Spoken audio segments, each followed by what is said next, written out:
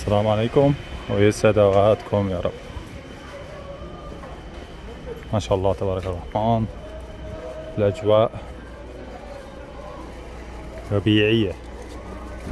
اليوم درجة الحرارة وصلت ل 18، فحبيت اليوم اخذكم جولة على الاقدام، وخصوصا اليوم في منطقة تشار شمراء، مقاطعة عثمان غازي تابعة لولاية بورصة. سمعانين، البندورة، الذهب بعاشوراء، يعني سعر البندورة 10 ليرات. فاليوم الأجواء رهيبة ما شاء الله تبارك الرحمن. حبيت أخذكم هيك في جولة سريعة في أحياء المنطقة، مشيكم معي في الجو الرهيب ما شاء الله تبارك الرحمن. أعتقد ينارة هلا عاكسة على الشاشة، فيها كم إنه صرنا في وجه الشمس تماما. بدأت الناس تطلع تاخذ حريتها. انتوا عارفانين ما شاء الله تكسر السيكل. تعرفوا الشتاء والثلج بيأثر على حركة الناس.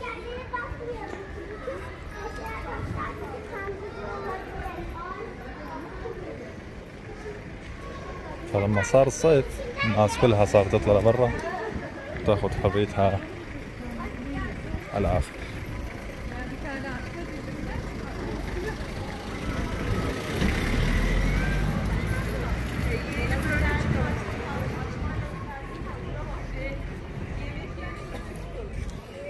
شايفين هيك الحياة البسيطة؟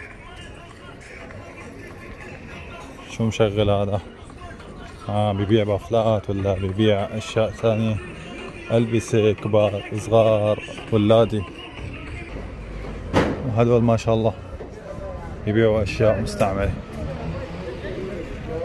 هنا عندنا بازار الحارة الشهير بالغنى عن التعريف ما شاء الله، الله يرزقهم.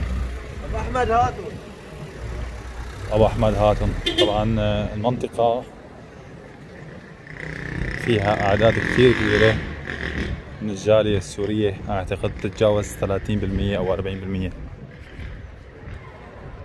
الله يسعدكم، يسعد اوقاتكم وقلوبكم، كل خير، وشكرا على المتابعة.